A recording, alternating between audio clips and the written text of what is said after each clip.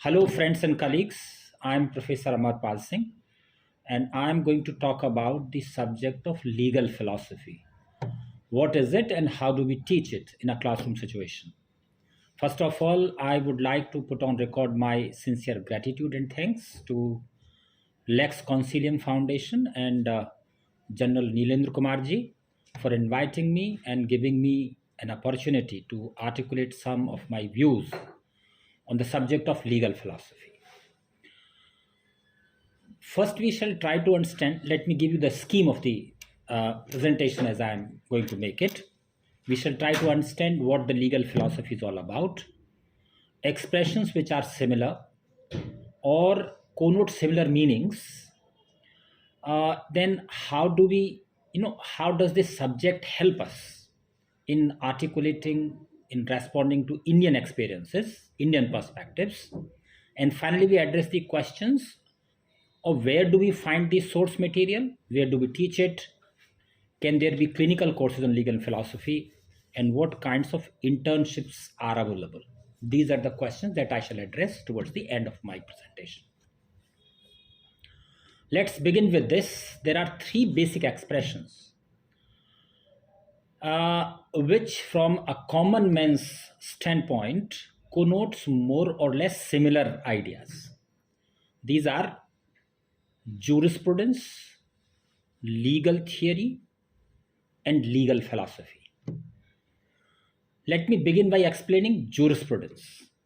From common man's standpoint, jurisprudence basically means prudence behind juris, which means prudence behind a norm, a law.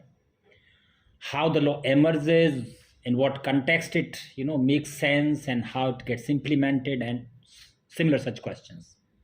Very interestingly, in French civil law system, the expression jurisprudence is equal to the law of precedent. As we put it in our common law system, it means law of precedent. That is one point. But talking about jurisprudence in particular, it basically means and includes all kinds of general intellectual inquiries about law. This expression general is very important, which is, refers to the theoretical generalizations of all sorts on the questions of law and legal issues in general. It obviously does not include what we generally know as doctrinal explanations or technical prescriptions which refer to specific legal situations or legal requirements. So the emphasis of the expression jurisprudence is on theoretical generalizations as opposed to emphasis on particular or the immediate, which generally characterize most of our legal practices. Now, this way, jurisprudence becomes quite an unwieldy area. To comprehend it better, we can break it. And the expression legal philosophy in this context would be better understood as encompassing all kinds of philosophical speculations on matters of law or related to law. But we need to appreciate it that it does not include empirical element or empirical social theories of law, which generally are parts of jurisprudence because generally it covers that. So therefore, legal philosophy is more of an attempt at examining the conceptual apparatus of law, whereby human experiences are interpreted. Or one could say it's an attempt at clarifying or analyzing ideas or structures of reasoning, I'll explain them, which constitute the environment of thought and belief, in terms of which legal processes are proposed, justified, explained, and so on and so forth. Let me try to explain it.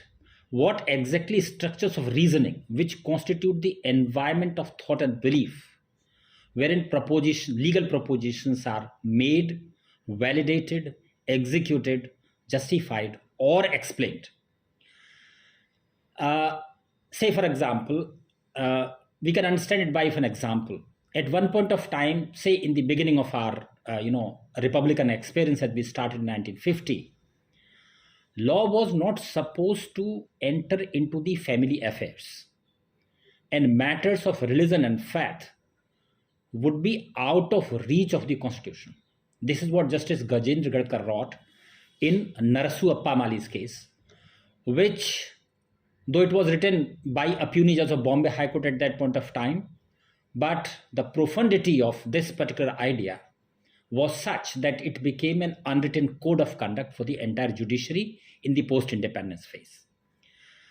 There was another case in 1980s in which Justice Krishna Iyer was quoted saying, the judgment was delivered by Delhi High Court, Harminder Singh versus Harminder Kaur, something like that, wherein Justice Krishna Iyer was quoted saying that bringing in law and constitution into family affairs is like bringing a bull in the china shop. As opposed to this, look at today's circumstances.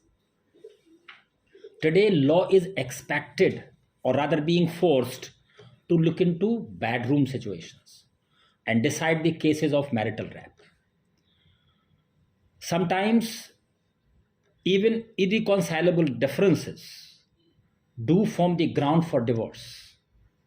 Irretrievable breakdown of marriage is something which has evolved during last one and a half decade or something. Which means what? That the very, the structures of reasoning and the environment of thought and belief has undergone tremendous change. What kind of legal propositions do fit in this kind of an environment, in this changed environment of thought and belief? These are the typical questions that the subject of legal philosophy generally addresses. Let's be clear once again that legal philosophy would not concern itself with empirical inquiries of law and its social effects, which is more generally is the area of what we call sociology of law. Legal philosophy basically emphasizes on conceptual clarifications, and empirical analysis of law and legal institutions is not the concern of legal philosophy. This is where this brief explanation of legal philosophy, we shall come back to the idea of legal theory, the other subject that we were talking about. Legal theory is an attempt at theoretical understanding of nature of law and legal institutions as a social phenomenon. However, the subject of legal theory would not concern itself with matters such as philosophical or moral justifications of anything, governmental policies or a legal proposition. So say, for example, the policies on abortion or death sentence for the perpetrator of an offense of rape. These would ideally be part of legal philosophy rather than of legal theory. In this sense, legal theory would come very close to the idea of jurisprudence as it is understood in English common law world, with a difference that jurisprudence is much more general in its attempt at theoretical generalizations. From this, we can tentatively conclude that legal philosophy and sociology of law contribute to the constitution or construction of subject of legal theory. This way, legal philosophy could be said to be normative legal theory, and sociology of law can be said to be empirical legal theory. Thus, while jurisprudence would involve in timeless and almost interminable debates about the nature of law and legal institutions, philosophy of law would concentrate on specific responses of the system to pressures, developments, and conditions which arise in a particular socio-political space. The question as to why one should understand and appreciate and explain the idea of legal philosophy as opposed to jurisprudence or sociology of law, this question is one that I would like to address now.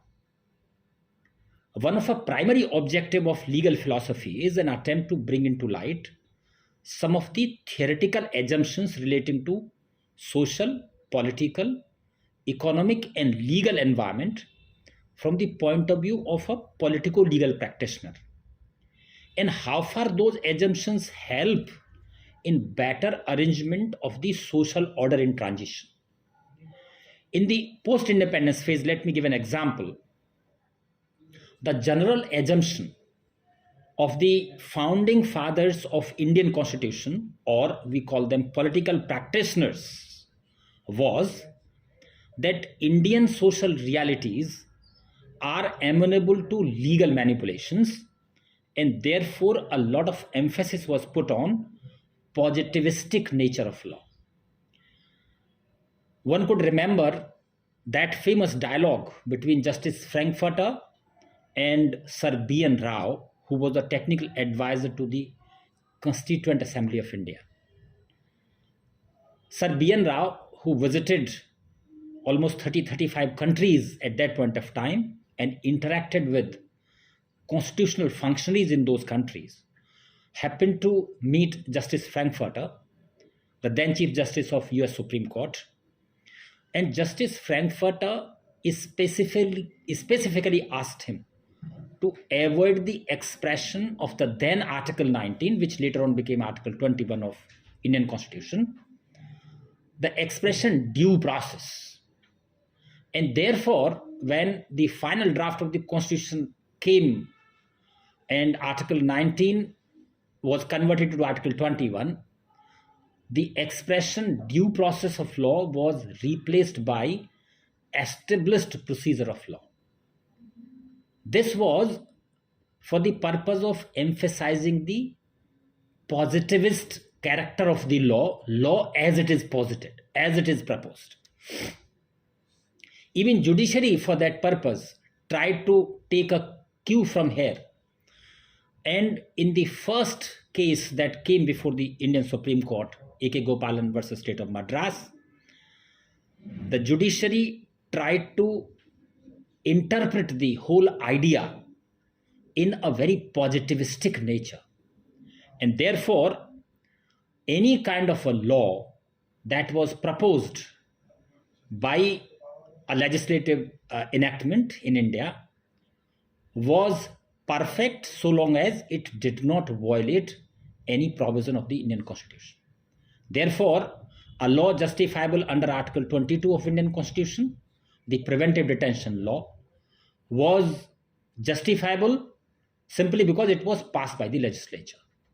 This, by later scholars, was said to be the high watermark of positivism in Indian context. But for whatever reasons, the Supreme Court could not hold onto this positivistic character of interpretation of law. Within a year, the Supreme Court started changing its stance and started moving towards, what we generally know as the natural theories of law. Even in Gopalan's case,